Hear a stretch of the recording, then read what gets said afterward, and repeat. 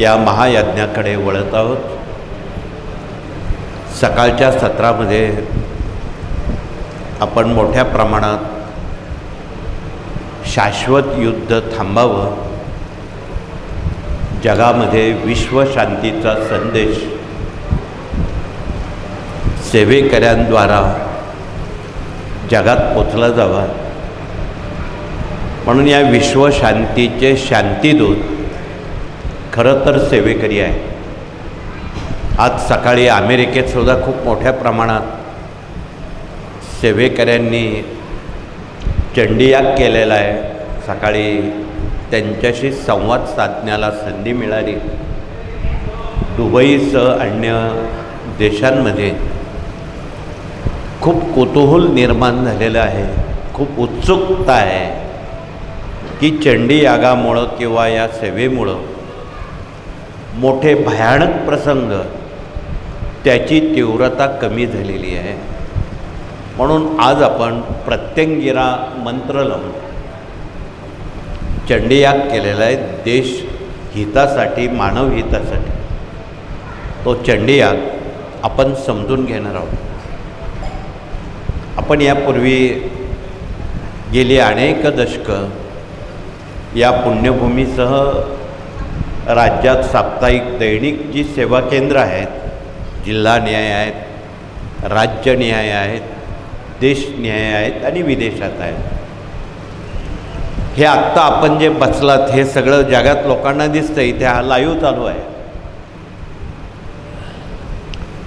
आणि ते लोक तिकडे हे आपलं संवाद साधत असतात, आपल्याला बघत असतात। तुम्ही जे गुरुचरित्र वाचतात, यज्ञात आहुती देतात, ते तिकडे बघत असतात। त्यामुळं आमच्या गुरुजींसारखे लोक तुम्हाला सूचना देतात, शांत बसा, रांकेत बसा, इतर लोक आपलं अनुकरण करतील। या साऱ्या सद्भावना आपण जवळ ठेवून या सेवेमध्ये सहभागी झालात। खरं तर गुरुपीठाचा विषय गुरुजींनी काढला। 1/11/92 रोजी गुरुपीठाची भूमिपूजन झालं आणि तदनंतर या कार्यात आमूलाग्र सेवेकऱ्यांमध्ये बदल व्हायला लागले, विकासाची गती वाढली आणि सर्वप्रथम आपण त्यावेळी त्या ठिकाणी दुर्गा सप्तशतीची पारायणं करायला लागलो। हो हो म्हणता भगिनींसह पुरुष प्रतिनिधींनी भरभरून प्रतिसाद दिला आणि मग हळूहळू अनेक शंका, समाधान, प्रश्न, उत्तरं यातून समस्या निवारण करण्याला संधी मिळाली। आपण 9 पाठ करणं, सप्तशतीचे 10वा हवन करणं, याला नवचंडी म्हणतात। आज तुम्हाला अनेक भगिनी विचारतील नव्या की नवचंडी म्हणजे काय, शतचंडी म्हणजे काय, सहस्रचंडी म्हणजे काय, आयुतचंडी म्हणजे काय, लक्षचंडी म्हणजे काय। छत्रपतींना पकडण्यासाठी दिलेर खान आणि राजे जयसिंग यांनी काशी येथे सुपारी दिली पुरोहितांना की शिवाजीराजे पकडण्यासाठी आम्ही लक्षचंडी करत आहोत। एक लक्षपाठ त्या काळात दिल्ली तख्तावर मुसलमान समाजाने करावं ही आश्चर्याची गोष्ट आहे। म्हणून लक्षचंडीनंतर कोटीचंडी, कोटीचंडीनंतर अब्जचंडी असे त्याचे क्रम आहेत। म्हणून आपण या सर्व क्रमांपर्यंत वाटचाल करताना 100 पाठ करणं त्याला शतचंडी म्हणतात, त्यातल्या 10 पाठांचं हवन करणं त्याला शतचंडी म्हणतात। 1000 पाठांचं वाचन करून 1 दशांशानं म्हणजे त्याचे 100 पाठांचं हवन करणं त्याला सहस्रचंडी म्हणतात. मला वाटतं 2000 सालापर्यंत आपण अनेक वेळा गुरुपीठासह अन्यत्र सहस्रचंडी या खूप वेळा केलेल्या आहेत. त्यातले आपण कोणी साक्षीदार असू शकाल. सहस्रचंडीवर थांबलो नाही. पुढे आपण 2दा आयुतचंडी केली. 10,000 पाठ करून 1,000 पाठाचं हवन करणं त्याला आयुतचंडी म्हणतात. आणि हे आपण सुमारे 2दा करण्याचे योग आले. आणि म्हणूनच त्या ठिकाणी भगवतीची शक्तीपीठं येती झाली. एवढी सेवा अन्यत्र होणं अशक्य आहे. परंतु सर्व सेवेकऱ्यांच्या श्रमदानानं आणि सेवेनं गुरुपीठाला त्या ठिकाणी अष्टपीठांचा दर्जा मिळाला. आयुतचंडीनंतर आपण 2दा लक्षचंडी केलेला आहे. 1 लक्ष पाठ वाचून 10,000 पाठांचं हवन करणं दशांशानं त्याला लक्षचंडी म्हणतात. एवढ्यावर थांबलं नाही. आपण पुढे पुढे वाटचाल करत असताना कोटीचंडी महायज्ञ करण्याची संधी मिळाली.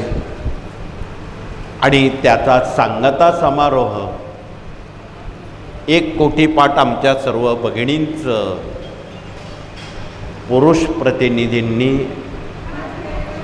तुळजापूरला त्यात काही पाठ केले, कोल्हापूरला केले, माहूरला केले, पावागडला केले, 5 पीठांमध्ये करून त्याचा सांगता समारोह 2007 साली 27 मे 2007 साली सप्तशृंगगडाच्या पायथ्याशी या महायज्ञाचं नियोजन झालं.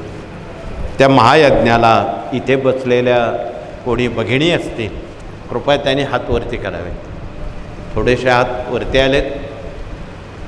त्यांना मनापासून धन्यवाद आहेत की त्यावेळी लाखोच्या संख्येनं पुरुष प्रतिनिधी आणि भगिनींनी जीव ओतून काम केलं. आणि एवढ्या लाखोच्या संख्येनं 15 लाख सुमारे पुरुष आणि भगिनी प्रतिनिधी होत्या. त्यात 10 लाख तर भगिनीच होत्या आणि उरलेले पुरुष होते. परंतु एवढ्या संख्येनं घरापासून निघालेल्या व्यक्ती घरी पोचेपर्यंत कोणाला केसालाही धक्का लागला नाही. प्रवास सुखरूप झाला. एवढंच नाही, एवढ्या मोठ्या समाजाला बिना पोलिसांनी स्वयंसेवकांची भूमिका सेवेकऱ्यांनी बजावली.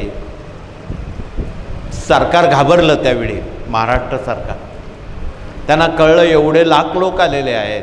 बिना पोलिसनं, बिना निमंत्रणानं सारं मंत्रिमंडळ गडावरच्या पायथ्याशी येऊन दाखल झालं. त्यांनी तोंडात बोटं घातली, एवढी माणसं आली कशी? आम्ही निवडणुका लढवतो, एवढ्या गाड्या पाठवतो, लोक येत नाही, आणि इथे एका हाकेवर एवढी माणसं कशी आली याचं कुतूहल त्यांच्या अजूनही डोक्यात आहे. म्हणून 2007 साली आपण 1 कोटी पाठ भगवतीनं आपणाकडून करून घेतले. आपण नाही केले, आपणाकडून करून घेतले. आणि हा मोठा भक्तीचा मार्ग जनतेपर्यंत वायुवेगानं पोच करण्याला संधी मिळाली. आणि त्याच दिवशी आपण सप्तशृंगगडाच्या पायथ्याशी संकल्प केला की भारताची लोकसंख्या त्यावेळी 100 कोटी होती.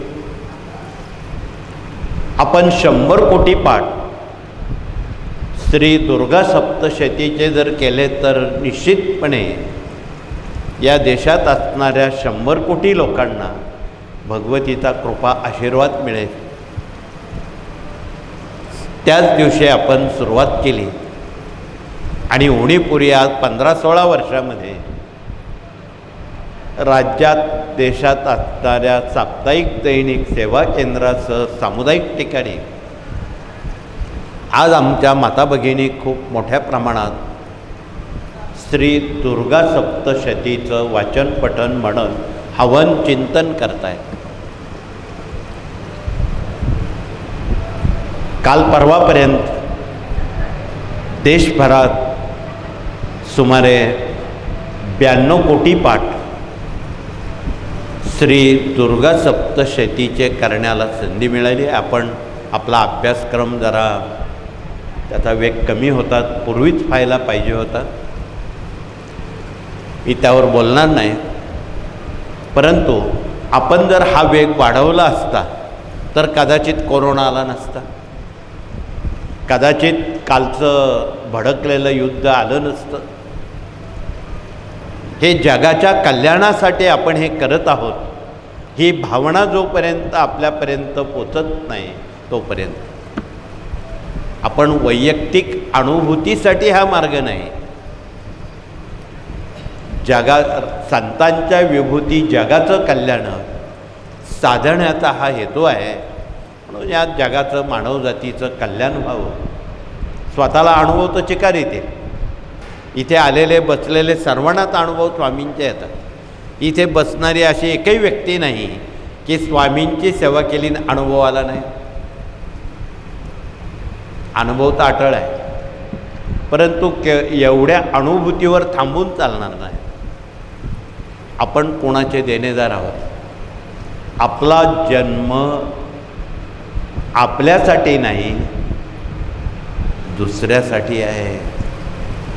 परोपकाराय सता विभूतया या उक्तीप्रमाणे आपणाला आपला जन्म पारमार्थिक कामासाठी आहे. स्वतःच्या समस्या सुटल्या म्हणून गंगात घोडं नाहीचं कारण नाही. तेवढ्यावर आम्ही समाधानी नाही. या विश्वाचं मानवजातीचं भलं व्हावं, त्यांना सौख्य समाधान मिळावं, त्यांच्या हातून देशाची सेवा घडण्याची संधी मिळावी, माणुसकी शास्त्र पाळण्याला संधी मिळावी. या सर्व सद्भावना या कार्यानं पेरून ठेवलेल्या आहेत आणि त्यासाठी त्या कार्यरत करण्यासाठी आपण गाव तेथे केंद्र आणि घर तेथे सेवेकरी ही योजना सर्वांसाठी आहे.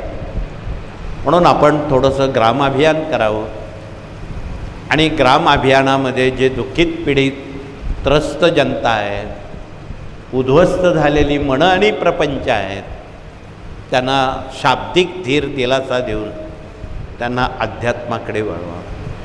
अनुभूती तर चिकार आहेत. आम्ही अनुभव सांगत बसलो तर सकाळ उजेडे. अनुभव सांगून चालणार नाही. अनुभव येतातच. फार तर फार तुम्ही लिहून त्र्यंबकेश्वरला प्रेसवर अंकामध्ये तुम्ही टाकू शकता. अनेक वाचक लोक ते संग्रहित करतील, वाचन करतील, त्याप्रमाणे आचरण अनुकरण करतील, यात दुमत नाही. म्हणून आजच्या चंडी यागाचं अनन्यसाधारण महत्त्व. आपण सध्या अब्जचंडीकडे घोडदौड करत आहोत. उर्वरित 8 कोटी पाठ तथा त्याचं ग्रहपाठ आपणा सर्वांकडून अजून अपूर्ण आहे. 8 कोटी पाठ आपल्याला करायचे आहे. म्हणून काही वेळा सक्ती करावी लागते. एवढे पाठ झालेत पाहिजे तरच हवन करण्याला संधी मिळेल. हे स्वाभाविक आहे आणि रास्त आहे. त्या निमित्तानं पाठ होतात. जर आपण असं वागलो नाही किंवा असं सांगितलं नाही, कोणीच पाठ करणार नाही. म्हणून हे सांगावं लागतं आणि ते केलं तर त्याची अनुभूती त्या व्यक्तीला येते. स्वतःचं हित साधता येतं, जगाचं हित साधता येतं. म्हणून त्या दृष्टीनं उर्वरित 8 कोटी पाठ आपल्या डोक्यावर टांगती तलवार आहे भगवतीची. म्हणून आपण निश्चय करावा की उर्वरित भविष्यकाळात आपल्या सभोवती आपले नातेवाईक, इष्ट, मित्र, सोयरे, दायरे यांच्यापर्यंत आपण पोचावं आणि त्यांना सांगावं तुम्ही मंगळवारी, शुक्रवारी, कुठल्याही वारी, सगळे वार भगवतीचेच आहेत. मंगळ शुक्रवार फक्त भगवतीचा आणि इतर वार वेगळ्यांचा असं काही नाही, वार त्यांचेच आहेत सगळे. म्हणून आपण या चंडी यागामध्ये सहभाग घ्यावा. पूर्वी 50 वर्षापूर्वी आमच्या सर्व माता भगिनी देवी महात्म हा ग्रंथ वाचायचा. त्याला 16 अध्याय होते. वाचायला 4.5 ते 5 तास लागायचे. आता तुम्ही 1.5-2 तासात अस्खलित मराठी सप्तशती वाचू शकता. आणि याचं सारं योगदान अमरावतीचे अंच्युत महाराज कौंडिन्यपूर हे इथे येऊन गेले 88 साली. आणि त्यांनी सप्तशृंग गडावर तपश्चरण करून भगवतीचा कौल घेऊन कौंडिन्यपूरला अमरावती जिल्ह्यात भगवतीचं स्थान आहे. तुम्ही कोणी गेला असाल तर अवश्य जावं. तिथे भगवतीनं दृष्टांत दिला की तो हा ग्रंथ दिंडोरीला दे, तिथूनच जनतेपर्यंत जगात तो पोचेल, अन्य कोणी तो पोचवणार नाही. म्हणून त्यांनी 700 श्लोकाचं समश्लोकी भाषांतर करून हा सप्तशती ग्रंथ इतका सोपा केला की आज आमच्या साऱ्या जगातल्या देशातल्या माता भगिनी अत्यंत श्रद्धेनं, आवडीनं त्याचे पाठ करतात. तो जर देवी महात्म्य असता तर फार कमी लोकांनी वाचला असता, कारण 5 तास एवढा वेळ सर्वच भगिनीजवळ आहे असं नाही. म्हणून आपण कौंडिन्यपूरच्या महाराजांना त्यापूर्वी शतशः धन्यवाद दिले की अत्यंत साध्या सोप्या धोपट मार्गानं भगवतीची सेवा कशी करावी. आणि स्वामींनी सुद्धा मगाशी गुरुजींनी सांगितलं की तुम्ही स्वामी चरित्र फक्त वाचू नका, त्याचं आचरण करा. बाळप्पांसारख्या ज्येष्ठ सेवेकऱ्यांना सुद्धा कुलदेवता माहीत नव्हती, एवढ्या मोठ्या माणसांना सुद्धा. आजही महाराष्ट्रात, भारतात 98% लोकांना देवी खंडोबा माहीत नाही. इथे दर गुरुवार रविवारी क्षत्रपतींचा क्षात्रधर्म उघडावा लागतो आणि महाराष्ट्रातल्या सुमारे 7,000 कुळांची कुलस्वामिनी, गोत्र, देवी, खंडोबा कोणता आहे हे सेवेकऱ्यांना सांगावं लागतं. ते भाटांचं काम त्यांना करावं लागतं. हा तो ग्रंथ आहे, तो आमच्या प्रतिनिधींनी आणून दाखवावा. हा छत्रपती शिवाजीराजांचा ग्रंथ आहे. त्यांच्या निगराणीखाली हा ग्रंथ लिहिण्यात आलेला आहे. नंतर त्याचं प्रकाशन झालेलं आहे. आणि म्हणून हिंदू धर्म आणि क्षात्रधर्म हे ग्रंथ आपल्या सेवेकऱ्यांजवळ असणं क्रमप्राप्त आहे. म्हणून त्याची पानं चाळावीत. ती पानं चाळल्याशिवाय, ग्रंथ वाचल्याशिवाय संत कळत नाही आणि संत समजल्याशिवाय भगवंताकडे जाता येत नाही, हे वास्तव प्रमाण आहे. आणि म्हणून आपण ही ग्रंथाची पानं चाळावीत. यामध्ये आपलं आडनाव त्यात दिलेलं आहे. आडनाव म्हणजे कुळ. आडनाव आणि कुळ यात थोडा फरक आहे. आजच्या प्रचलित वातावरणामध्ये अनेक जणांनी गावांची आडनावं लावलेली आहे. दिंडोरकर, नाशिककर, औरंगाबादकर ही कुळं नाहीत, ही आडनावं नाहीत. काही जणांचे पाटील, पांडे, कुलकर्णी, जोशी ही आडनावं नाहीत, हे हुद्दे आहेत, कुळं नाहीत. याचा आता विसर पडलेला आहे सोयीस्कर गेल्या शतकापासून. म्हणून आपलं कुळ कोणतं आहे ते कुळ जोपर्यंत आपणाला माहीत नाही तोपर्यंत कुलदेवता कळणार नाही.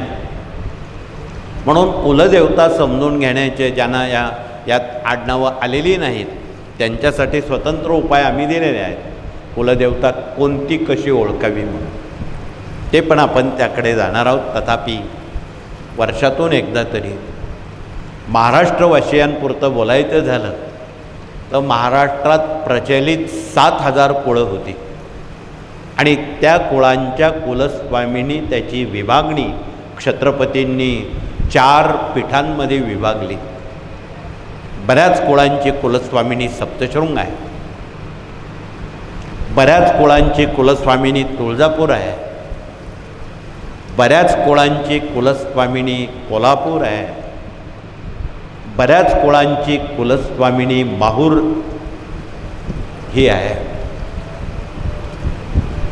आता सर्वांना माहीत आहे नाही, परंतु या मार्गानं या कार्यानं कुलदेवतेला वर्षातून एकदा तरी जाऊन तिला आवडणारी हिरवी साडी, हिरवा खण, कोटीचं सामान, पुरणाचा नैवेद्य घरून घेऊन जावा, तिच्या चरणी अर्पण करावं. केव्हा? गर्दी नसेल अशा काळात, नवरात्र सोडून. नवरात्रात गर्दी असते म्हणून एरवी काळात आपण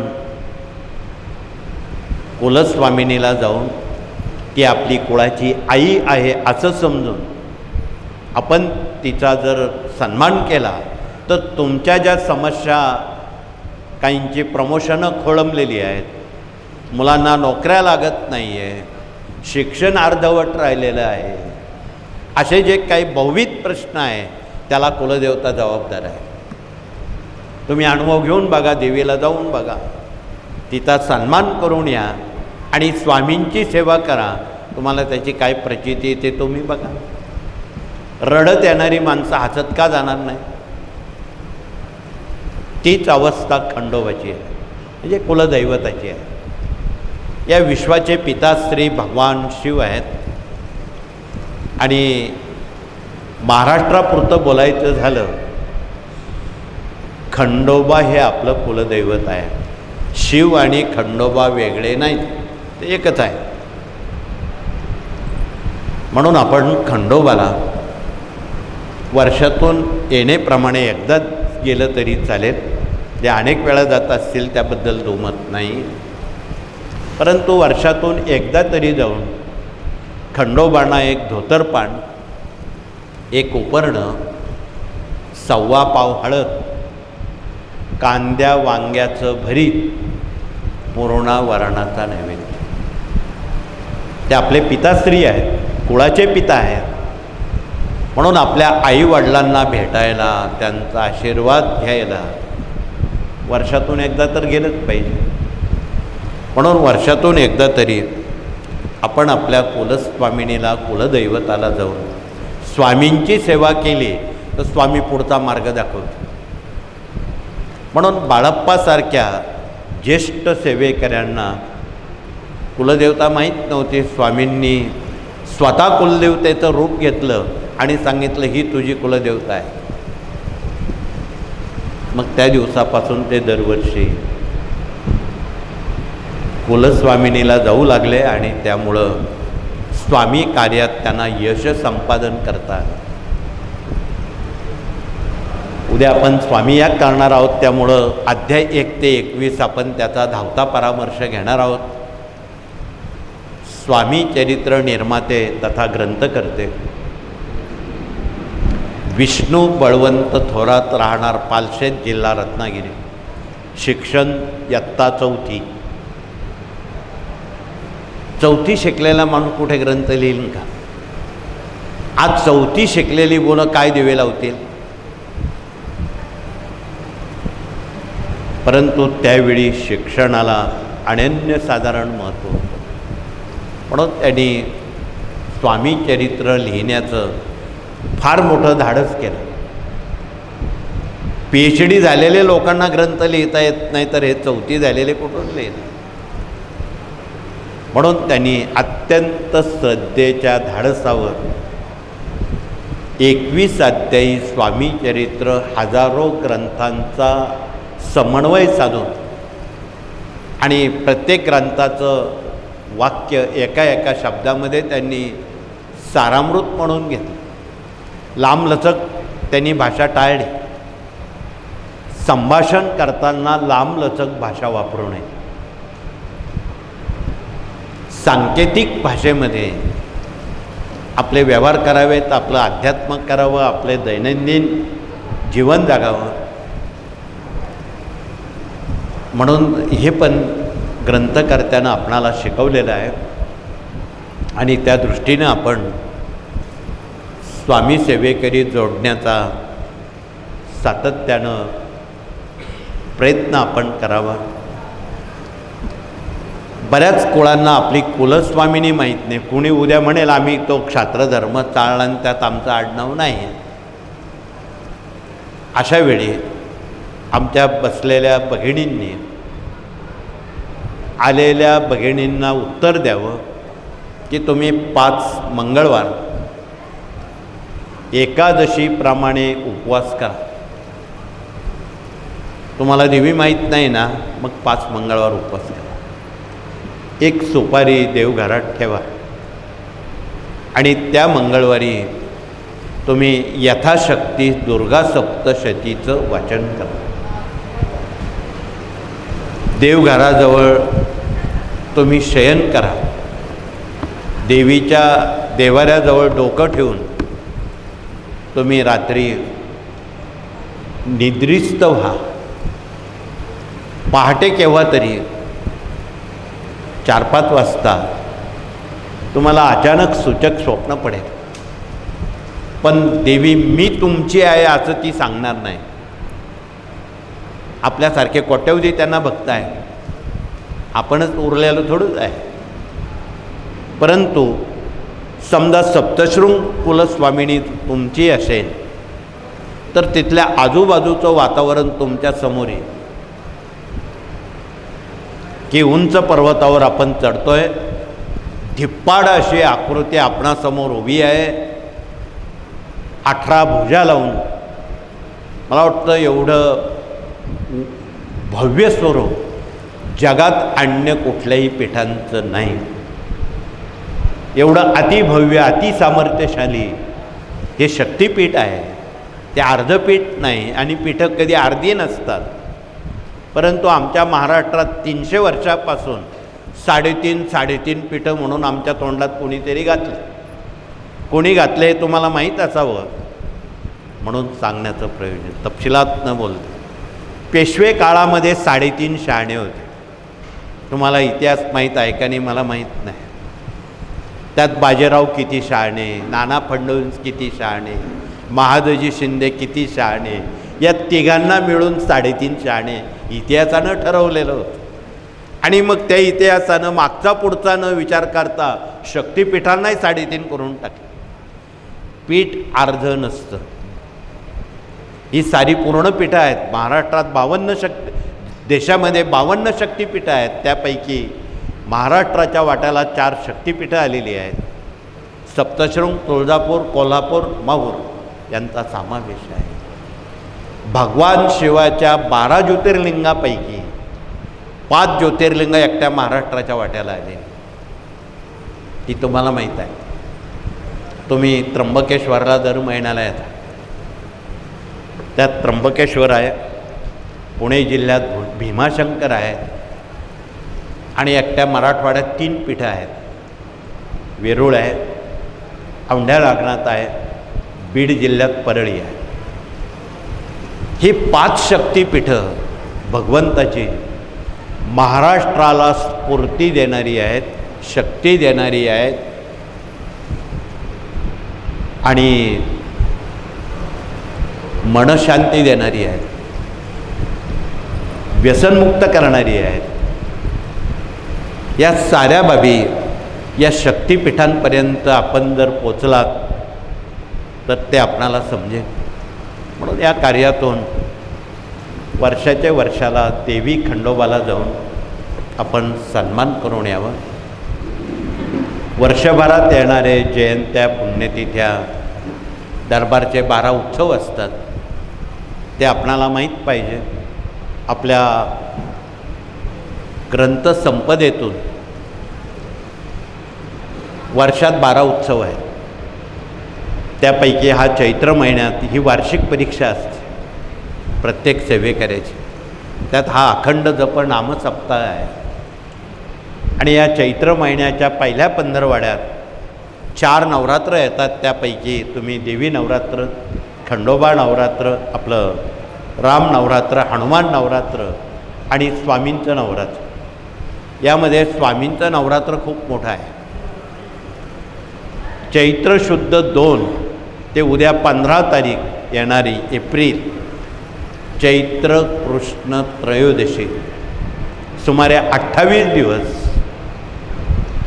हे नवरात्र स्वामींचं नामसप्ताहाचं औचित्य ठेवून आपण करत असतो. म्हणून या कालावधीमध्ये जो कोणी भाविक सेवेकरी रोज स्वामी चरित्राचं एक पारायण करेल, त्याला मागे बघायची गरज पडणार नाही. म्हणून आपण बिनबोभाट चर्चा न करता तुम्ही फावल्या वेळात रोज एक स्वामी चरित्र पारायण करा आणि 21 दिवसात अनुभूती लेखी स्वरूपात सांगा, तोंडी नाही. सौ बका एक लिखा. अशा कितीतरी अनुभूती राज्यात, देशात, जगात सर्व मानवजातीला स्वामींच्या आलेल्या आहेत. आज स्वामी मार्गाचं खूप मागणी आहे जगामध्ये, देशामध्ये.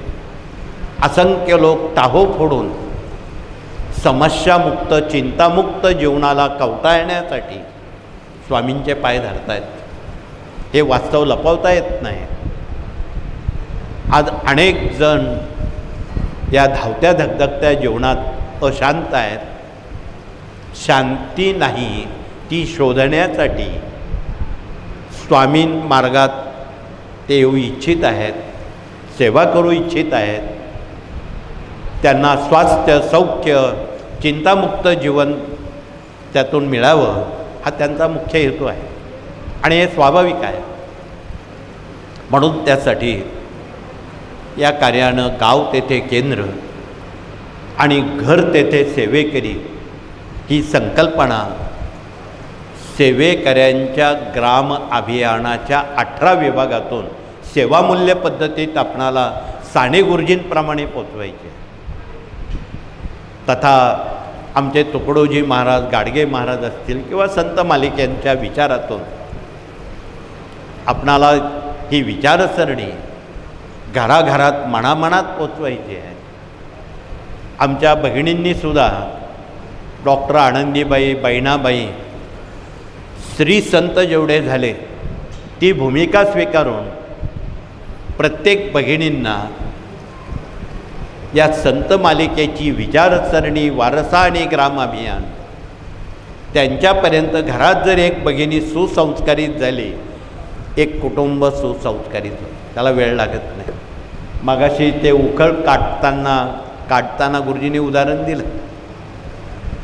जनाबाईचं सुद्धा दळण दळायला कोण येत होतं पंढरपूरला? तिला सारी मदत सासुरवात प्रचंड असताना कोण येत होतं? नामदेवाचा नैवेद्य त्या मूर्तीनं कशा पद्धतीत खावा, हे शाश्वत सत्य. हे केवळ लेखी किंवा ऐकीव बाब नाही, हे प्रात्यक्षिक घडलेलं आहे. म्हणून त्या दृष्टीनं शाश्वत सत्य जे आहे ते जनतेपर्यंत कृपया निसंकोचपणे आपण ते पोचवावं, हे कळकळीचं आव्हान आहे. म्हणून आपणाला या सेवेकऱ्यांच्या ग्राम अभियानाचा मतीत अर्थ आपलं समयदान जनतेसाठी द्या, हा त्यातला महत्त्वाचा पुण्याचा वाटा आहे. आपण जर महिन्याकाठी 10 कुटुंब घडवली, त्या 10 कुटुंबाचं 10% पुण्य तुमच्या खात्यावर जमा होणार आहे. भला करो भला होगा. या उक्तीप्रमाणे आपण सेवेकऱ्यांचं हे ग्राम अभियान सेवामूल्य कृतीनं आपण जनतेपर्यंत पोचवत आहोत. त्यामध्ये पहिला विभाग मूल्य शिक्षणाचा आहे आणि आपण आता जाणार आहोत तारीख 24, 25, 26, 27 मराठवाड्याच्या छत्रपती संभाजीनगरमध्ये मोठा उपक्रम मूल्य संस्काराचा मेळावा आयोजित केलेला आहे. तिथे सारे जिल्हाधिकारी त्यांनी हा कार्यक्रम राबवलेला आहे की आता हे जे देशामध्ये वेगवेगळी विचारसरणी, खून, अत्याचार, भ्रष्टाचार याला काही मापच राहिलेलं नाही. हे कायमचं थांबवायचं असेल आणि आपली भारतीय संस्कृती वाचवायची असेल तर घराघरात पुंडलिक श्रावणबाळ तयार होणं गरजेचं आहे. आणि हे कार्य आपण वेगळ्या पद्धतीत त्रिकाल आरतीच्या निमित्तानं गावागणिक सेवा केंद्रात करत आहोत. हे हिंदुत्वाचं जागरण या कार्यातून त्रिकाल आरतीच्या माध्यमातून, दैनिक सेवेच्या माध्यमातून ही हिंदू संस्कृती तथा भारतीय संस्कृती हिचं जागरण, हिचं आचरण या निमित्तानं आपण करत आहोत. याची जाहिरात करण्याची गरज नाही. आपण एक आपल्याला करावंच लागणार आहे. हे आपल्याला सबब सांगून चालणार नाही. म्हणून आपणाला कळकळीचं निवेदन आहे की तुमचं म्हातारपण, तुमचं वार्धक्य पुढच्या पिढीवर अवलंबून आहे. आज कॉन्व्हेंटमध्ये शिकणारे अनेक पुंडलिक कालांतरानं आईवडिलांना कुठे पाठवतात? तुम्ही महानगरांची व्यवस्था बघा. बऱ्याच पुंडलिकांनी, आणि हे सिंहस्थ 12 वर्षांनी येतं, अनेक काही पुंडलिक आईवडिलांना तिथे सोडून निघून जातात. त्यांना निराधार म्हणून अनाथ आश्रमामध्ये नाईलाजानं जावं लागतं. ही दुर्दैवी बाब आहे. म्हणून असल्या दुर्दैवी घटना देशात कायमच्या थांबवण्यासाठी घराघरामध्ये पुंडलिक श्रावणबाळ तयार करणं एक सामाजिक व्रत आहे. आध्यात्मिक असेल नसेल, परंतु हे सामाजिक व्रत आहे. प्रत्येकाला त्यातून जावं लागतं आहे आणि प्रत्येक पाल्याला वाटतं आहे की आपला पुढचा अधिकारी, आपला पुढचा वारसदार तो सुसंस्कृत असावा, आईवडिलांची आज्ञा पाळणारा असावा, असं कोणाला वाटणार नाही. इथे बसलेले सगळे जे पालक आहेत त्यांना नक्कीच वाटेल की आपली पुढची पिढी पुंडलिकासारखी, श्रावणबाळासारखी असावी. यात वावगं काय आहे? म्हणून हे वावगंपण या कार्यानं टिपलेलं आहे. आणि त्यासाठी वय 5 ते 18 या वयोगटातील नव्या पिढ्यांना संस्कार केल्याशिवाय ते वाकणार नाही. म्हणून संस्कार केले तर संस्कृती टिकेन, संस्कृती टिकली तरच धर्म टिकेन, आणि धर्म टिकला तरच राष्ट्र टिकेल. म्हणून हा देश टिकवायचा असेल, धर्म टिकवायचा असेल तर आपण सर्वांनी नव्या पिढ्यांवर संस्कार करणं आपली जिम्मेदारी आहे, कर्तव्य आहे. सबबनं सांगतो तरच ही गुन्हेगारी थांबेल, तरच ह्या वाममार्गाला जाणारी जी घडणारी कृत्य माणसं आहेत तरच ती थांबतील. अन्यथा हा कलियुग आहे. कोणाच्या डोक्यात कोणता कली शिरेल हे आता सांगता येणार नाही. कारण पूर्वीच्या पहिल्या युगात, कृतयुगामध्ये धर्म 4 पायावर उभा होता, म्हणजे तो सक्षम होता. त्रेतायुगात तो 3 पायावर आला.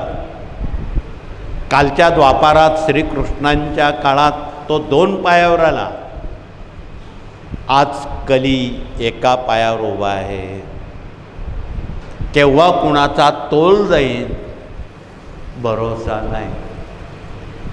म्हणून तुम्ही पुन्हा ग्रंथांवर येताना गुरुजी ग्रंथ दाखवत आहेत. पुन्हा एकदा तेच वाक्य बोलणं उचित नाही, परंतु त्या ग्रंथामध्ये नलदमयंती स्वयंवर तुमच्याकडे असेल तर ते चाळा. त्याच्या प्रस्तावनेमध्ये कलियुगावर एक सुभाषित आलेलं आहे, कर्कोटकश्य नागश्य दमयंत्या नलशच्च इति कीर्तन कलिमल नाशका. अर्थ समजला नाही. बऱ्याच लोकांना संस्कृत न आल्यामुळं अर्थ लागत नाही, परंतु जीवनामध्ये आणि प्रातस्मरणात उठल्या उठल्या जो कोणी ही 4 नावं मराठीत का होईना घेईन त्याचा कली पाठलाग करणार नाही. म्हणून राजा ऋतुपर्ण, काशीचा पहिला राजा, त्याचं नाव ऋतुपर्ण. 9 नागांमध्ये सर्वश्रेष्ठ नाग कर्कोटक नाग. आणि पुण्यश्लोक नल आणि दमयंती. मराठीत म्हटलं तरी चालेल, आपण मराठी बोलणारी माणसं आहोत, महाराष्ट्र. म्हणून रोज उठल्या उठल्या पहिलं झोपेतून उठल्या उठल्या जाग आल्यावर कर्कोटक नाग, राजा ऋतुपर्ण, पुण्यश्लोक नल आणि दमयंती ही नावं घ्यायला काही वेळ पैसा लागत नाही. परंतु नित्यानं जर आपण ही नावं घेतली, कलीचा पाठलाग, कली तुमचा पाठलाग करणार नाही. चांगल्या माणसाला होणारी जी बदनामी आहे ती थांबेल. कलीचं तेच काम आहे, चांगल्या माणसाची बदनामी करायची, त्याला कली म्हणतात. म्हणून येणेप्रमाणे आपण ही सावध भूमिका घेऊन भगिनी असतील, पुरुष असतील, आबालवृद्ध असतील, ही 4 नावं त्याने रोज प्रातस्मरणात न विसरता घ्या. आणि सोबत अजून काही नावं आहेत. भारतीय संस्कृती हिचे मीमांसकार आणि हिला पुढे नेणारे भगवान श्रीकृष्ण याचे कल्पक आहेत. त्यांच्या काळात युद्धप्रसंगात महर्षी व्यासांनी गीता लिहिली, 18 अध्यायाची. आपण परवाला गीता जयंती करणार आहोत, एकादशी गीता याग करणार आहोत. त्याआधी आपण त्याची पार्श्वभूमी समजून घेऊ. जो कोणी गीतेची 18 नावं प्रातस्मरणात घेईन त्याला पूर्ण गीता वाचल्याचं पुण्य मिळेल. ज्यांचे गीतेचे 18 नावं पाठ आहे त्यांनी हात वरती करावे. मनापासून धन्यवाद आहे. ही नावं तुम्ही रोज प्रातस्मरणात घ्यायला 1 मिनिट पुढेच आहे. गीता गंगा गायत्री, सीता सत्या सरस्वती, ब्रह्मविद्या ब्रह्मवल्ली त्रिसंध्यामुक्त गेहिणी, अर्धमात्रा चिदानंदा भवग्नी भयनाशिनी, वेदत्रयी परा अनंता तत्वात ज्ञान म्हणजे. किती सोपी आहेत. ही मुलांना शिकवा. ही 4 नावं, ही 18 नावं वयाच्या 5व्या वर्षी जर मुलांच्या मुखात समोर आणली, पाठांतर त्यांनी केलं, तर ते आदर्श पिढी म्हणून त्यांचा नावलौकिक राहील. निर्व्यसनी म्हणून त्यांचा नावलौकिक राहील. कर्तबगार पिढी म्हणून त्यांचा नावलौकिक राहील. याला संस्कार म्हणतात. म्हणून हे संस्कार जर आपण या देशवासियांनी पुढील पिढ्यांवर केले तर ज्या देशात आज अनेक घटना, क्रौर्य, अत्याचार, अनाचार सारख्या घडतात त्या थांबतील. आमच्याकडं अनेक पोलीस अधिकारी यापूर्वी येतो, ते आजही येतात. त्यांचा एक आग्रह आहे, हट्ट आहे की तुम्ही प्रत्येक गावात एक केंद्र उघडा. आमचं एक पोलीस स्टेशन कमी होतं. गुन्हेगारी थांबते. आणि हे सत्य आहे. हे सत्य आहे. जर आपण संस्कार केले ते गुन्हेगारी थांबते. म्हणून हे एक फार तगडं आवाहन भविष्य काळाला आहे. म्हणून आपण सर्वांनी मिळून संस्काराकडे वळलो, गुन्हेगारी बंद होते, व्यसनं बंद होते. एक सामाजिक समतोल राखण्यासाठी एक सामाजिक काम आहे. म्हणून आपण या सामाजिक तत्वावर आगामी 10 मे आणि 11 मेला निफाड येथे एक नाथ संमेलन आपण घेत आहोत. लाखो लोक, अनेक पंथाचे, संप्रदायाचे बोलवलेले आहेत. सगळे संप्रदाय बोलवलेले आहेत की तुम्ही आता एका विचारावर या. वेगळ्या विचाराच्या चुली मांडू नका. देशाला त्याची गरज आहे. नाहीतर आपल्याला देशाच्या बाहेर हाकलणाऱ्या शक्ती या देशात टपून आहे, तपशील न बोलता. मला वाटतं यापेक्षा तपशिलात बोलणं उचित नाही आपण सुज्ञा. धर्मांतर करणाऱ्या अनेक शक्ती तुमचा अंदाज घेत आहेत आणि धर्मांतर करायला लावत आहेत. हे कायमचं थांबवण्यासाठी आपण जर संस्कारक्षम झालात, या गोष्टी तुमच्यापर्यंत आमच्यापर्यंत येणार नाही. म्हणून आपणाला कळकळीनं सांगणं आहे की तुमच्या नव्या पिढ्यांवर चांगले संस्कार करा, म्हणजे धर्मांतर होणार नाही. आज जिल्ह्यामध्ये, राज्यामध्ये, देशामध्ये काय काय चाललं आहे उघड्या डोळ्यानं तुम्ही बघत आहात, तपशील न बोलता. म्हणून यावर संस्कार हेच हत्यार आहे की ते या गोष्टी थोपू शकेल, थांबवू शकेल. म्हणून आमच्या सर्व पाल्यांना, पालकांना निवेदन आहे की तुम्ही निपाडला एक दिवस वेळ काढा. 2 दिवस आम्ही ते संमेलन आयोजित केलेलं आहे. त्यात सर्व पंथांचे प्रमुख प्रतिनिधी बोलवले, शंकराचार्यसुद्धा बोलवले. तुम्ही पण या आणि सर्वांना एका चुलीवर, एका विचारावर आणा. अनेक विचार आता सोडून द्या. देशाला वाचवा, संस्कृतीला वाचवा, हा संदेश आपण या निमित्तानं देण्याला सुरुवात करावी. यात वेळ घालू नये, हे कळकळीचं आव्हान. म्हणून त्यासाठी आपण तारीख 24, 25, 26ला काही लाख पालक, काही लाख विद्यार्थी, काही लाख शिक्षक एका मोठ्या प्रांगणात बोलवलेले आहेत. ती 100 एकरपेक्षा जास्त जागा आहे आणि तिथे भव्य प्रदर्शन. सारे कलेक्टर लोक आम्ही कामाला लावले, मराठवाड्यातले, सगळ्या जिल्ह्यातले. आणि त्यांनी आपापल्या परीनं सर्व शाळा, शिक्षक, पालक यांना बोलवलेलं आहे की तिथे मोठमोठे दिशादर्शक असे फलक लावलेले आहेत. आहार कसा असावा, विहार कसा असावा. आणि तुम्ही काही प्रश्न विचारणार आहात. आमची मुलं फार हट्टी आहेत, तापट आहेत, त्यांना नम्र करण्यासाठी, आईवडिलांचा त्यांनी सन्मान करण्यासाठी काय उपाय आहेत. आमच्या गुरुजींकडे एक नित्यसेवा आहे. मग पुस्तक दाखवलं, त्यामध्ये एक यंत्र आहे, संरक्षण यंत्र म्हणून. तुमच्याकडं कुणाकडं संरक्षण यंत्र असेल तर हात वर करा. धन्यवाद.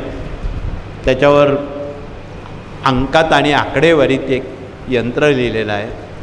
ओम आमछा आमछा इमछा आछा म्हणून 6, 5, 4 अशी त्यांची 15 बेरीज आहेत. त्या यंत्रावरून एक मूठभर लवंगा, मूठभर काळी मिरी प्रति शनिवारी उतरून कुटून त्याची पूड हट्टी तापट लोकांना जर खाऊ घातली, ते नम्र होतात. घरच्या घरी हा प्रयोग आहे. म्हणून ते आपण करून बघा, त्यानं काही नुकसान नाही, फायदाच आहे. साधारण बाजरी एवढ्या मापाची पूड त्याला चहातून, जेवणातून दिली, तो 3 आठवड्यात आईचे पाय पकडतो, वडिलांचे पाय पकडतो आणि आई वडिलांच्या शब्दाबाहेर जात नाही. मला वाटतं एवढं जरी झालं तर फार झालं. म्हणून आपण आज्ञाधारक नवी पिढी होण्यासाठी आपण हे युक्त्या, प्रयुक्त्या, हे प्रयोजन आपण का करू नये. त्याला आंधळी श्रद्धा म्हणण्याचं काही प्रयोजन नाही. आईवडील ते आईवडील आहे. म्हणून येणेप्रमाणे आपण हे सारे उपक्रम जिल्हा स्तरावर, राज्य स्तरावर, देश स्तरावर होऊ घातलेले आहेत. ते आपण करावेत. आगामी येणाऱ्या सिंहस्थ पर्वणीच्या पहिल्या सत्रात अधिक महिना येतो आहे, तो भगवान विष्णूंचा आहे. आणि आपण लिहून घ्या, तारीख 5 जून ते 12 जून या काळामध्ये गुरुपीठ त्र्यंबकेश्वरला राज्याच्या वतीनं मोठा नामसप्ताह आयोजित केलेला आहे. प्रत्येक जिल्ह्यातून राज्यातून असंख्य भगिनी भाविक त्या 7 दिवसात भागवत ग्रंथ वाचणार आहे. भागवत का वाचायचं? ज्यावेळी खूप गुरुचरित्रासारखे नवनाथसारखे अगणित ग्रंथ वाचूनही त्या व्यक्ती समस्यामुक्त होत नाही, त्यावेळी हे शेवटचा हत्यार आहे. जो कोणी मनोभावे भागवत वाचन करेल त्याच्या आदिदैविक भौतिक आध्यात्मिक असणाऱ्या सर्व समस्या नष्ट होऊन त्याला सुखशांती मिळेल. म्हणून आपण आयुष्यातून एकतरी भागवत वाचावं, पारायण करावं.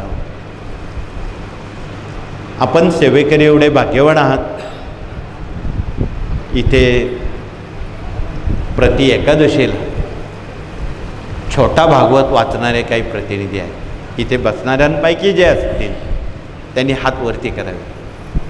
मनापासून धन्यवाद आहे. तुम्ही पुण्यवंत आहात.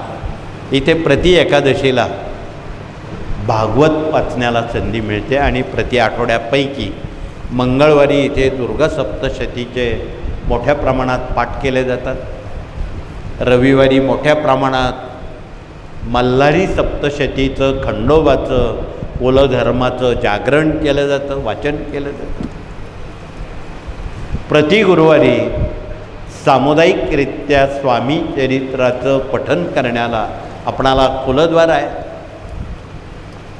तास दीड तासामध्ये सुविद्य अशी मनाला आनंद देणारी सेवा या पुण्यभूमीत घडली जाते. म्हणून तुम्ही इथे आल्यानंतर तुम्ही तुमचा पदस्पर्श झाल्यावर तुम्हाला वाटतं आपण खूप वेळ इथेच थांबावं.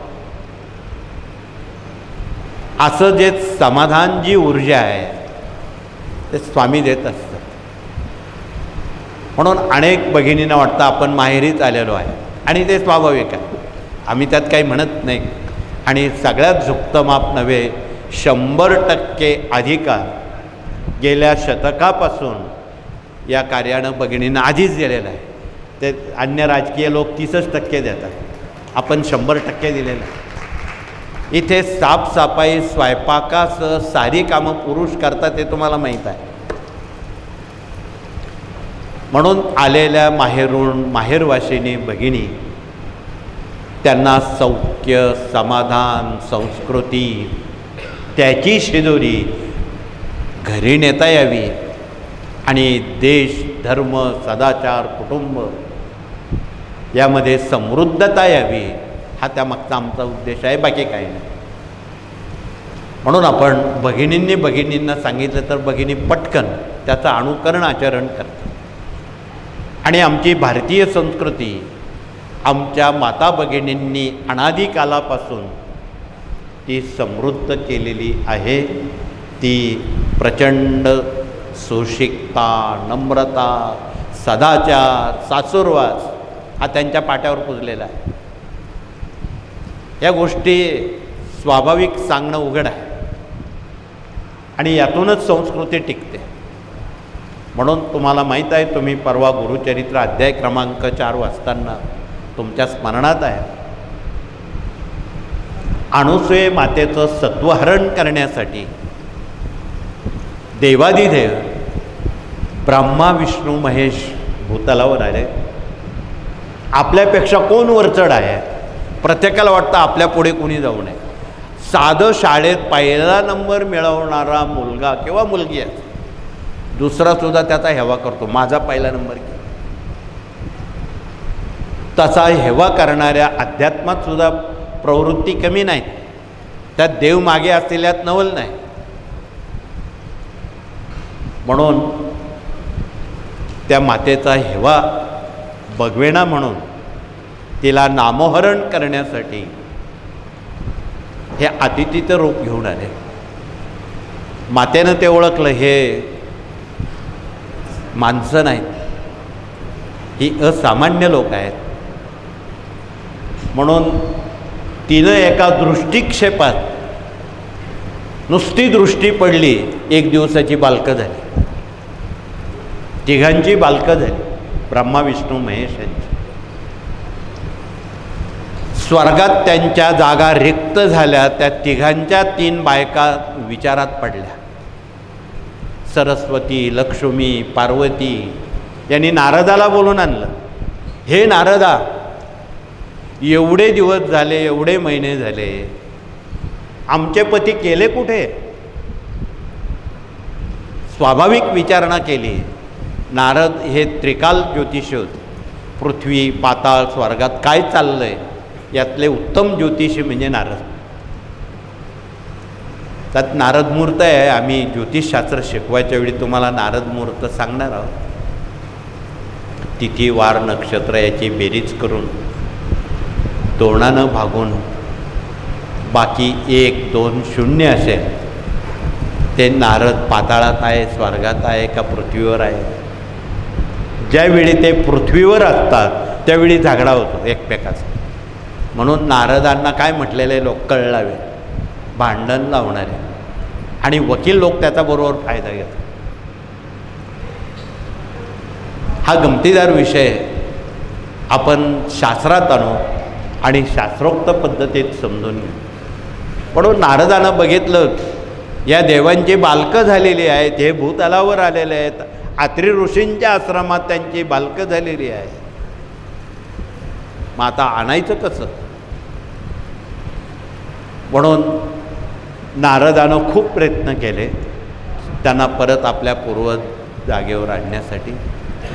नारदाला प्रदीर्घ काल आत्री ऋषींच्या आश्रमात गायत्री सहस्रनामाचं पुरस्चरण करावं लागलं. तेव्हा आत्री ऋषींनी सांगितलं ठीक आहे. मग ते पुन्हा त्यांचं देवपण घेऊन स्वर्गात गेले. हे गुरुचरित्राच्या 4थ्या अध्यायात महासाध्वी अनुसूयेनं आपल्या तपोबलावर देवांची बालकं झाली हे आपण वाचलेलं आहे, वाचत आहात. त्या दिवसापासून भारतीय भगिनींना एक असं सर्टिफिकेट मिळालं, असं प्रोत्साहन मिळालं. भारतीय संस्कृती आमच्या माता भगिनींनी जिवंत नव्हे समृद्ध केलेली आहे, म्हणून या देशाला भारत माता म्हणतात.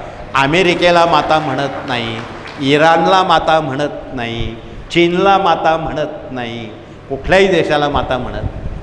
भारतालाच का म्हणतात त्याला तुम्ही जिम्मेदार आहात, भारतीय भगिनी जिम्मेदार आहात. म्हणून भारतीय भगिनी जर सुसंस्कृत झाल्या, जगात कुणाची टाप नाही वरती मान करून बघण्याची. असलं प्रशिक्षण या कार्यातून, मराठी अस्मितेतून भगिनींना दिलं जातं. इथे मराठी अस्मिता दर गुरुवार रविवारी अनेक भगिनी यात सहभाग घेतात. आज तुम्ही चंडीपाठ केलेला आहे. सांगतेच्या दिवशी भगवतीचे 11 अलंकार तुम्ही हात लावून यज्ञभूमीत समर्पित करणार आहात. आपण काल थोडासा धावता परामर्श त्याचा थोडासा घेतो की ते 11 अलंकार ते मिसाईल आहेत, मिसाईलपेक्षा मोठे मिसाईल आहेत.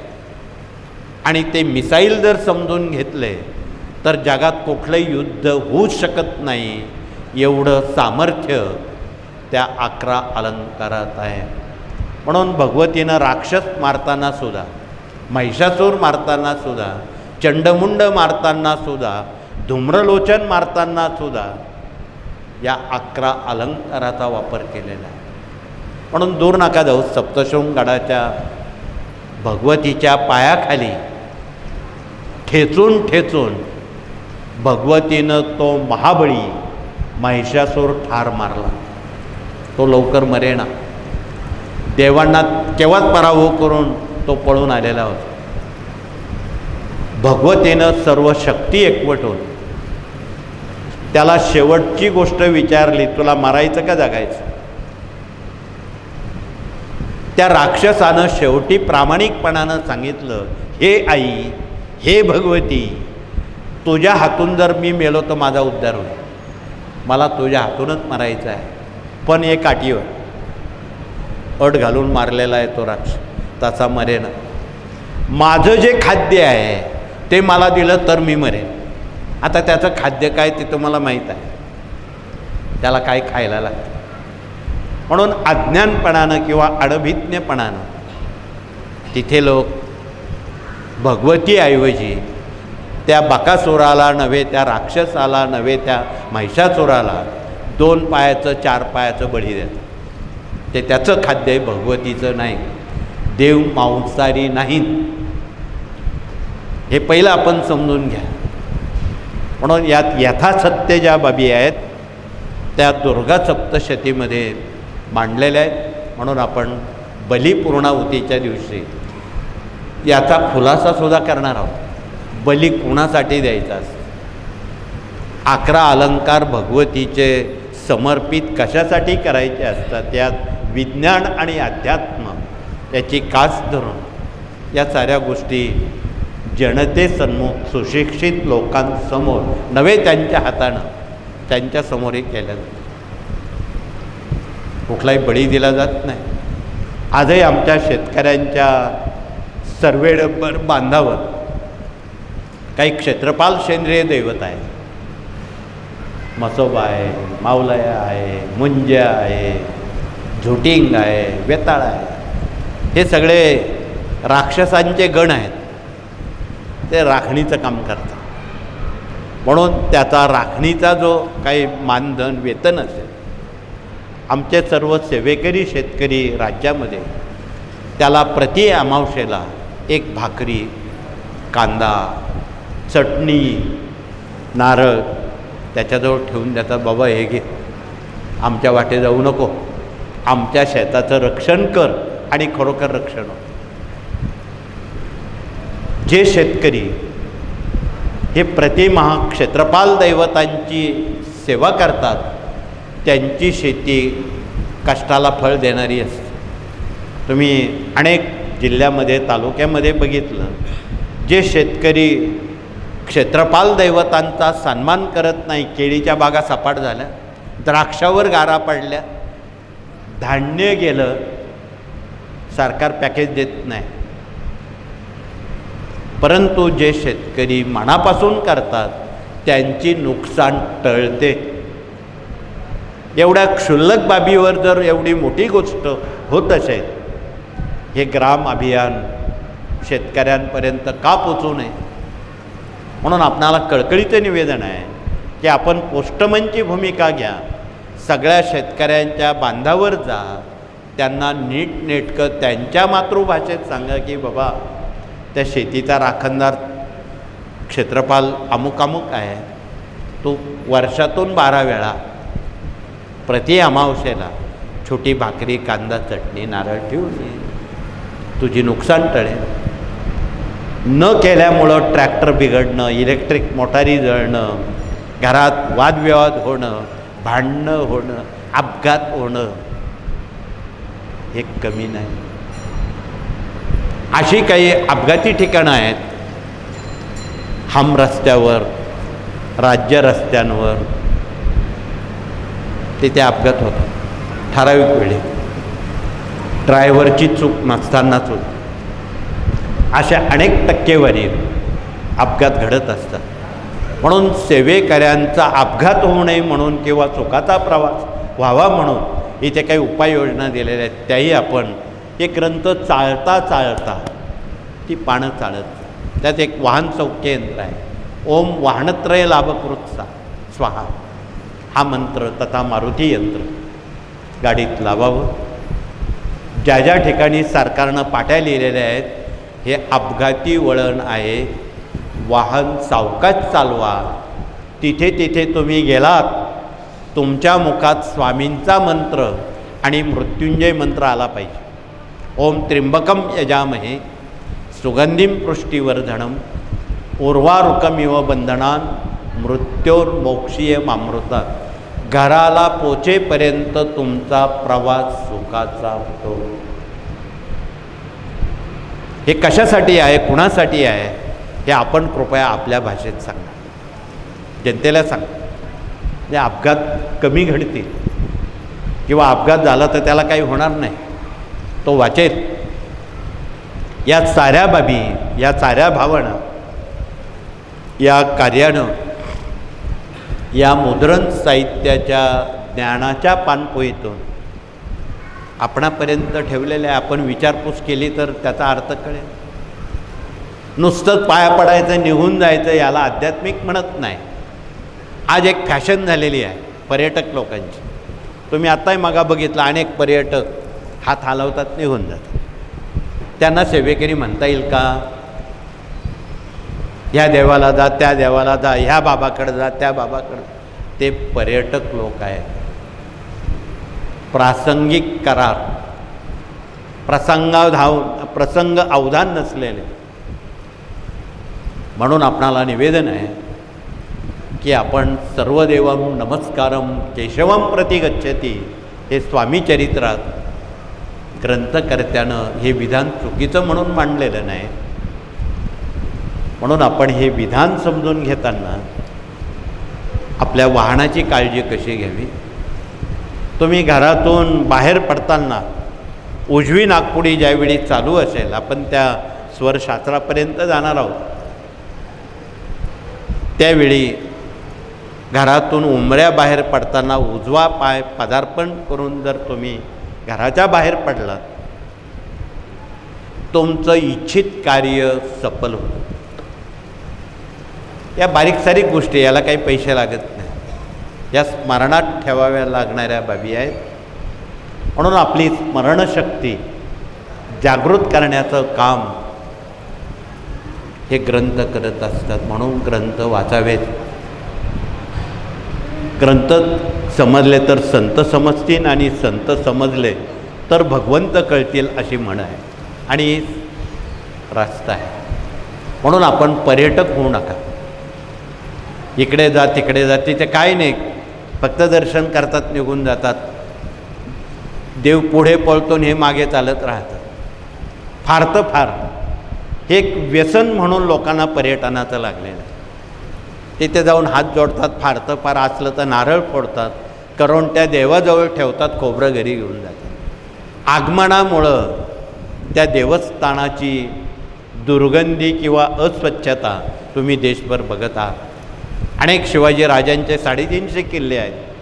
पर्यटक बघायला जातात, प्लॅस्टिक पिशव्या, पाण्याच्या बाटल्या इथे सोडून जातात. म्हणून आपण स्वच्छता करायची का घाण करायची यावर सुद्धा आत्मचिंतन करणं या कार्यानं 18 विभागापैकी ह्या ग्राम अभियानामध्ये हे स्वतंत्र विभाग तरुणांपर्यंत पोचवलेले आहेत. पर्यटन करताना त्या क्षेत्रात कुठली अस्वच्छता होणार नाही अशी आपण काळजी घ्यावी तर पर्यटक खरे. म्हणून या साऱ्या बाबी समाजशास्त्र, कुटुंबशास्त्र जपण्यासाठी या कार्यानं ही पावलं उचललेली आहेत. हे केवळ फक्त 3 अध्याय 11 माळी जप आणि आपल्या समस्या सुटल्या म्हणजे रामराम असं नाही. आपण या देशाचे उत्तम नागरिक, आदर्श सेवेकरी होण्यासाठी काल आपण परवा बघितलं, रामायणकारांनी प्रभू रामचंद्रांना एकच पदवी दिली, मर्यादा पुरुषोत्तम. आपण गीता यागाच्या वेळी महाभारताकडे वळणार आहोत. त्यांना महाभारतकारांनी 26 पदव्या दिलेल्या आहेत. त्यातली पहिली पदवी असा पुत्र असावा तो कृष्णासारखा, त्याकडे आपण वळणार आहोत पुत्र या नात्यानं. म्हणून या साऱ्या जीवनादर्शांच्या वैवाटी नवीन पिढ्यांच्या अंतःकरणावर त्या आपणाला पोचवता आल्या पाहिजे. काल आपण हस्तशास्त्राकडे झुकलो होतो की डावा हात भगिनींनी कसा बघावा, उजवा हात हा पुरुषांसाठी आहे. त्या हातावर असणारे नवग्रह ते कसे समजून घ्यावेत त्यावर आपण काल बोललो की शुक्राचा आधिपत्य अंगठ्यावर आहे. आपलं सारं भूत भविष्य करिअर अंगठ्याच्या पृष्ठभागावर आहे. या पृष्ठभागावर कुठेही फुली आली, जाळी आली, काळा ठिपका आला, तीळ आला, मस आला, त्या व्यक्ती आयुष्यभर कर्जबाजारी होतात. अधिक माहिती या ग्रंथानं दिलेली आहे. ते किंवा हे जे पंचामृत ग्रंथ आहेत त्यात 5 विषय आलेले आहेत. त्याची जर पानं आपण चाळली, फार तपशिलात सांगण्याची गरज पडेल असं वाटत नाही. नंबर 2चा बोट गुरुचा आहे, नंबर 3चा शनीचा आहे, नंबर 4चा रवीचा आहे, 5 बुधाचा आहे, हाताचा तळवा मंगळाचा आहे, मनगटाजवळ चंद्र टेकडी आहे. या साऱ्या बाबी नवग्रहांनी व्यापलेल्या आहेत. म्हणून आपण त्या आकृत्या आणि आपला हात समोर ठेवून त्याचं आपण उपासक अभ्यासक बनावं. म्हणजे कोणाकडं हात बघायला जायचं काम नको. आजकाल कोणाकडं हात बघण्यासारखा विश्वास राहिलेला नाही. आणि आपणही ठेवू नका, कोणावर विश्वास ठेवू नका. आपणच स्वतः आपला मार्ग ठरवा. असं मार्गदर्शन या ग्रंथांनी आपणापर्यंत पोचवलेलं आहे. थोडंफार चुकेल तर चुकू देत, चुकल्याशिवाय माणूस सरळ होत नाही. म्हणून आपण आपली वाचन संस्कृती हिला पुढे न्यावं. आज देशामध्ये अनेक वाचनालयं धुळखात पडलेली, कोणी ते मोठे ग्रंथ वाचत नाही, कोणी वाचत नाही, धुळखात पडलेले आहेत. फार कमी लोक ते ग्रंथांची थोडीशी पानं चाळत असतात. भागवताच्या बाबतीत तसंच झालं. महर्षी व्यासांना उपरती झाली की कलियुगामध्ये मानव जातीसमोर खूप संकट, खूप समस्या येणार आहे. आत्महत्या करेपर्यंत त्याला परमेश्वर सुद्धा वाचू शकणार नाही हे त्यांना ज्ञात होतं. म्हणून त्यांनी अत्यंत हतबल होऊन भगवान विष्णूंची माफी मागून विचारलं, देवा माझं खूप वय झालं आहे, पण मला मानवासाठी, कारण ते सप्त चिरंजीवांपैकी एक चिरंजीव आहे, ते अमर आहेत, मानव कल्याणासाठी माझी एक इच्छा आहे की मी भागवत लिहावं, ते लोकांनी ऐकावं, वाचावं, त्यांचं भलं करून घ्यावं. ठीक आहे, पण म्हणे मला हातात लेखणी धरायला हात थरथर कापतोय, मी भागवत लिहू शकत नाही पण सांगू शकतो. मला एखादा कारकून तुम्ही द्या देवांपैकी, म्हणजे मग मी सांगेन तो लिहीन. ठीक आहे म्हणे, ही कल्पना बरोबर आहे. कोण तर बुद्धीचं दैवत गणपती. म्हणून भगवान विष्णूंनी गणपतीला बोलावलं की हे गणपती, तू भागवत लिहायचं काम कर, व्यास सांगतील तू लिहायचं. आधी त्यांनी जरा तोंड वेडवाकडं केलं. अहो म्हणे हे ग्रंथ करते लहरी असतात, जेव्हा लहरी तेव्हाच मी लिहीन म्हणे, मला असं चालणार नाही. जो मला सातत्यानं सांगेन तरच मी ग्रंथ लिहीन म्हणे, यात खंड चालणार नाही. खंड असेल तर मी लिहिणार नाही म्हणे. ठीक आहे, दोघं जणांना आमने सामने उभं केलं. गणपती असं म्हणतोय, तुम्ही तयार आहेत का अखंडित सांगायला? हो म्हणे, मी सांगतो म्हणे. दिवस मुहूर्त पक्का केला आणि सुमुहूर्तावर भागवत ग्रंथाचं लिखाण सुरू झालं. 1 दिवस गेला, 2 दिवस गेले, 3 दिवस झाले, 4था दिवस उजाडला. तो ग्रंथ खूप जाड होण्याची लक्षणं दिसायला लागली. महर्षींनी डोकं खाजवलं, आपण जर खूप जाड ग्रंथ लिहिला भूतलावर कोण वाचणार नाही. माणसं आज यंत्र झालेली आहेत, मोठ्या ग्रंथाकडे ते कानाडोळा करतात, ते वाचणार नाही. पण आता जे आहे त्यामध्ये जर हास्याचे फवारे आपण सोडले तरच लोक ते ज्ञान विकसित करतील. मग आता करायचं काय म्हणून ते विचारक्रांत झाल्यावर लेखणी थांबली. लेखणी थांबल्यावर गणपतीनं डोळे बिळे अगदी तांबारून त्यांच्याकडे बघितलं. का हो म्हणे, आपल्या पहिल्या दिवशीचा काय करार होता आणि तुम्ही का थांबला? मी आता ग्रंथ लिहिणार नाही म्हणे. गणपतीचं रागवणं ऐकून घेतलं व्यासांनी.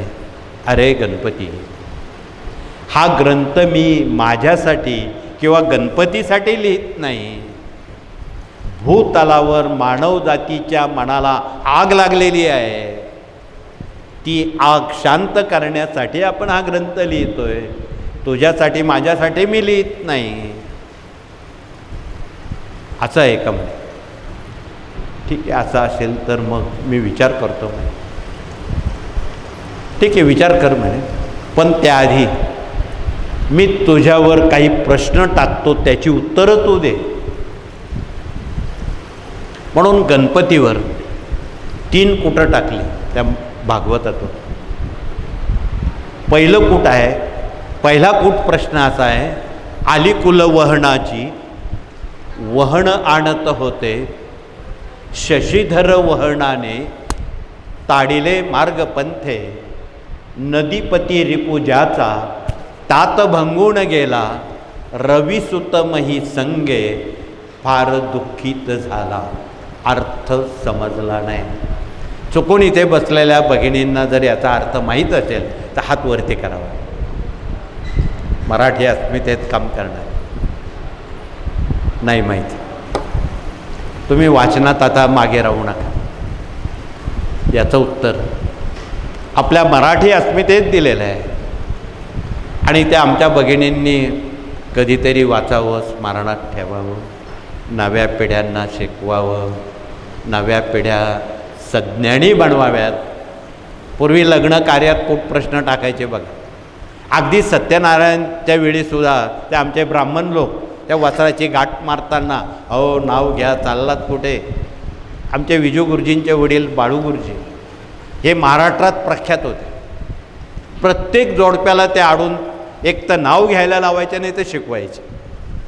त्यामुळं काय व्हायचं, प्रत्येकाच्या चेहरे आनंदानं फुलून यायचे.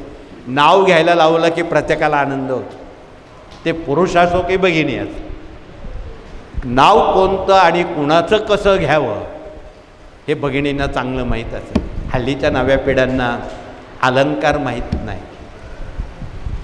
म्हणून गणपतीवर एक कूट टाकलं, आलिकुल वहनाची वहन आणत होते. आली म्हणजे भ्रमर, भ्रमर म्हणजे भुंगा. आली कुल वहनाची, कुल म्हणजे पाणी. एका तळ्यावर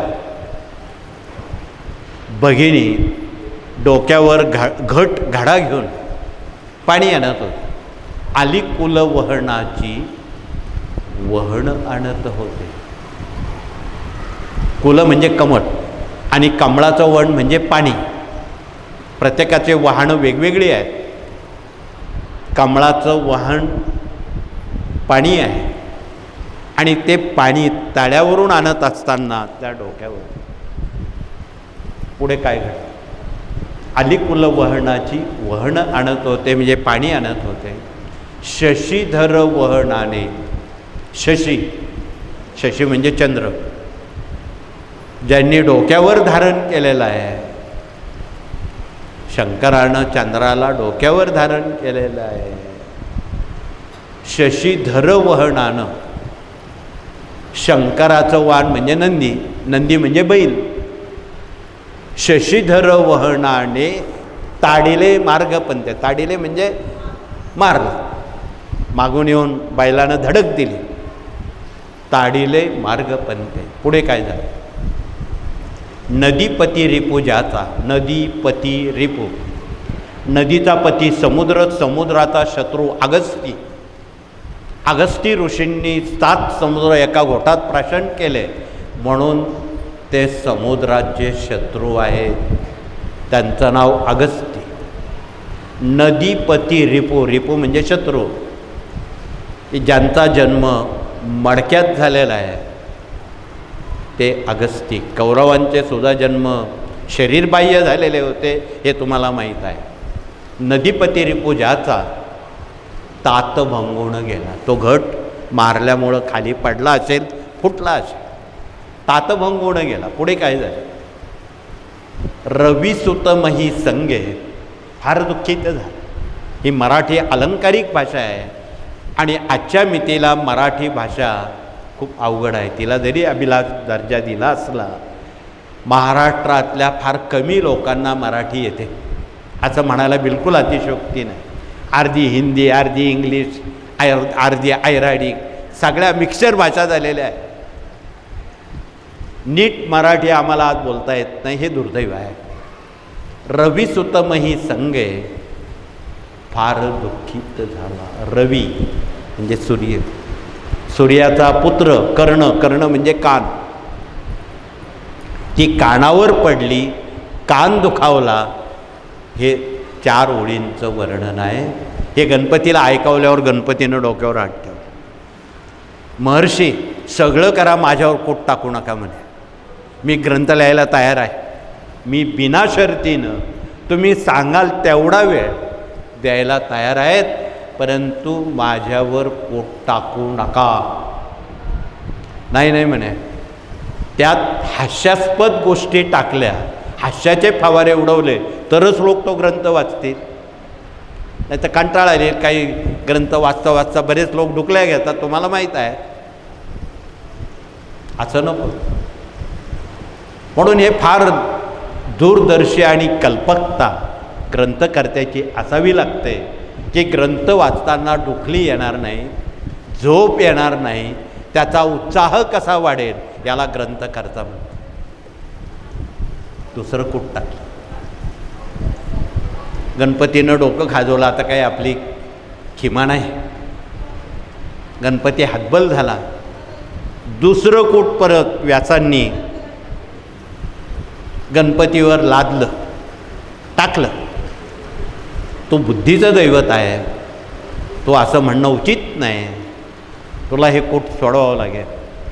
म्हणून दुसरं कूट, अजून काही कूट प्रश्न भगिनींना सांगायचे आहेत, त्याने अवश्य सांगावेत. पूर्वी अनेक काही भगिनी या मराठी अस्मितेत वाकडं तिकडं आलं रे बुवा, मोठं डोकं लांब शेपूट पळ रे बुवा, आणि उत्तर त्यातच आहे. माहीत असेल तर हातवरती करा. नाही माहीत. ही सोपी सोपी कुठं आहे? उत्तर त्यातच आहे. वाकडं तिकडं आलं रे बुवा. तुम्ही जे आलं स्वयंपाकात वापरतात त्याला अनेक फांद्या वाकडं तिकडं ते असतं. वाकडं तिकडं आलं रे बुवा. आणि लग्न कार्यामध्ये पूर्वी पळं वापरायचे, लांब, त्याला बांबूचं दांडी, वरण, खीर, पातळ पदार्थ वाढताना मोठं डोकं लांब शेपूट पळ रे बुवा, त्याला पळी म्हणतात. उत्तर त्यातच आहे. म्हणजे ही जी तत्परता आहे, चातुर्य आहे, मुत्सद्दीपणा जो आहे, किंवा त्यातून आनंद निर्माण होणाऱ्या ज्या घटना घडतात त्यांना कूट प्रश्न म्हणतात. म्हणून लग्न कार्याच्या वेळी, समारंभाच्या वेळी, समाज ज्यावेळी किंवा भगिनी पुरुष एकत्र येतात अशा वेळी नाव घ्यायला लावायचे. का तर तो लोकांना आनंद द्विगुणित होतो. काही महिला फार अचूकपणे कुटातून आपल्या पतीचं नाव घ्यायचे. अर्धा तास हास्याचा फवारे उडले जायचे आणि त्यातून एक सामुदायिक आनंद सर्वांना मिळायचा. हा त्यामागचा हेतू होता. लोकांनी आनंदी राहावं हा त्यामागचा उद्देश होता, बाकी नाही. पण आता तसं काही राहिलं नाही. आता कोणी शिकवत नाही. म्हणून गणपतीवर परत दुसरं कोट टाकताना, कोणे एके वणी विचित्र पुतळा जेवावया बैसला, जेवण जेविता अतिबळे पात्रेची तो भक्षिला. एक विचित्र माणूस जेवायला बसला आणि जेवता जेवता पात्रच खाऊन टाकला असा अर्थ नाही. पात्रेची तो भक्षिला. त्याची जी वनिता वनात फिरता सूर्याशी प्रार्थिती सदा, बोले विठ्ठल पदार्थ उमगा क्षणमाशीचा वायदा. 6 महिन्याचा वायदा दिला.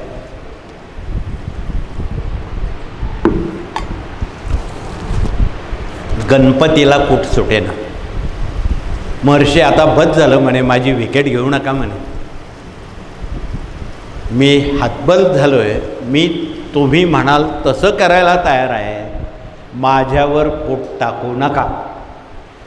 ठीक आहे नाही, पण याची उत्तरं तुम्हीच द्या म्हणे, या दोन्ही कोटांची.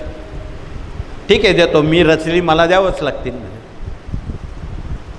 कोणे एके वडी विचित्र पुतळा जैवावया बैचला. त्या कमळाचा स्वाद लुटण्यासाठी एक भ्रमर कमळ पुष्पामध्ये जाऊन ते मध खात बसला. संध्याकाळ झाली, संध्याकाळी कमळाची फुलं मिटतात, उमलत नाहीत, मिटतात. म्हणून पाथरीची तो भक्षीला, त्या पाकळ्याने जणू काही त्याला भक्षण केलं. खरं तर भ्रमर हा बांबूत राहतो, बांबूला होल पाडतो, इतकी तीक्ष्ण त्याची सोंड असते.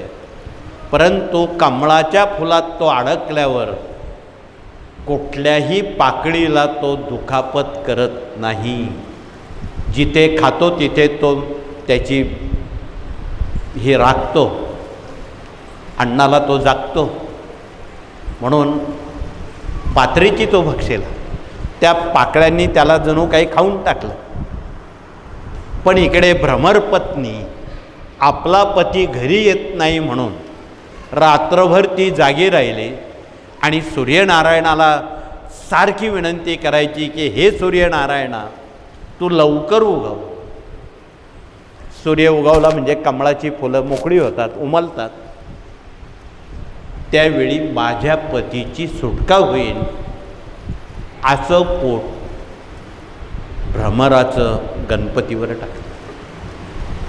फार तपशिलात बोलण्याचं प्रयोजन नाही, पण आपणाला जर काही कुठं येत असतील सहानुभूतीपूर्वक आपण भगिनींना शिकवा. इथे शिकवली तरी चालते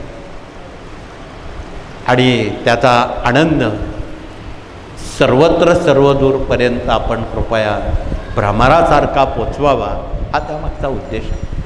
पूर्वी या नामसप्तामध्ये खूप खूप प्रश्न खूप मोठ्या प्रमाणात भगिनी भाग घ्यायच्या. आता केंद्र खूप झाल्यामुळं बऱ्याच भगिनी जिकडे तिकडे अडकून गेल्या, त्या इकडे यायला त्यांच्यावर जबाबदाऱ्या आहेत. म्हणून बऱ्याच जुन्या भगिनी अन्य केंद्रांवर अडकल्यामुळं प्रशिक्षणाचा मुद्दा हा मागे राहिला.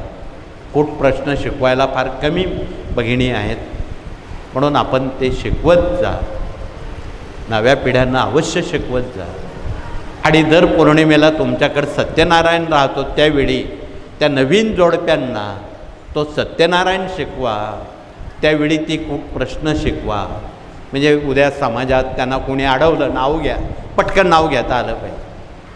समाज आणि माणसं आनंदित झाली पाहिजे, हा त्यामागचा सामुदायिक आनंदाचा क्षणच आहे. असो, मी अधिक वेळ आपला घेणार नाही.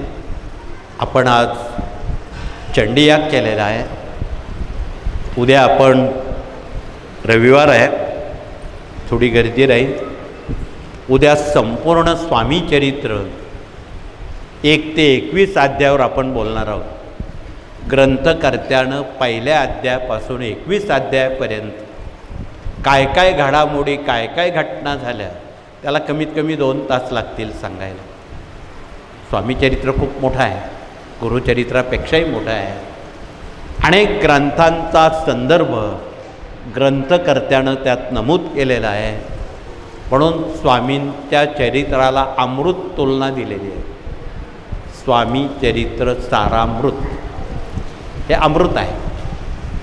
म्हणून या अमृताचे घोट आपण रोज प्राशन करावेत, इतरांपर्यंत आपण पोचवावेत. उद्या आपण स्वामी चरित्र अस्खलित मराठीत शांतपणे त्याचं वाचन, पारायण, आवड जागेवर तुम्हाला संधी मिळणार आहे. आणि जे भाग्यवंत पुण्यवंत असतील, घिसाड घाई करून वाचू नका. तुम्हाला तास लागत असेल, 1.5 तास लागू देत, पण अत्यंत शांतपणे स्वामी चरित्राचं चर्वण झालं पाहिजे. ग्रंथकर्त्यांनी प्रत्येक अध्यायामध्ये खूप मोठे असे काही पुरावे दिलेले आहेत, पण कमी शब्दात. व्यास वाल्मिक महाज्ञानी बहुत ग्रंथ रचिले ज्यांनी. त्यात व्यासांचं वर्णन आहे, वाल्मिकाचं आहे. त्याहीपेक्षा श्रीधर आणि वामन यांनी हजारो ग्रंथ लिहिले त्या काळात. आज या ग्रंथकर्त्यांची नावं कोणालाही माहीत नाही. असे कितीतरी ग्रंथकर्ते आहेत, कालिदासासारखे असतील, व्यासांसारखे असतील. संत श्रेष्ठ तुकाराम महाराजांचं नावसुद्धा पहिल्या अध्यायात ग्रंथकर्त्याने आणलेलं आहे. त्यांच्या गाथेचं वर्णन थोडक्यात केलेलं आहे. ह्या सगळ्या ग्रंथांचं जर वर्णन केलं तर ते स्वामीचरित्र केवढं मोठं होईल, समुद्रा एवढं कोण वाचेल. म्हणून वाचन करता, लिखाण करता, वक्ता आणि श्रोता कसा असावा याचंही वर्णन ग्रंथकर्त्यानं त्यात नमूद केलेलं आहे की आपलं भाषण फार लांबलचक नसावं, कमी शब्दात असावं. अलीकडे अनेक लोक माझा माईक माझंच आहे, लोक त्या माईकला कंटाळतात. काही लोक त्या माईकलाच हार घालून देतात. म्हणून माईकवर सुद्धा एक ही नशा आहे, माईकवर जास्त मर्यादापेक्षा बोलू नये.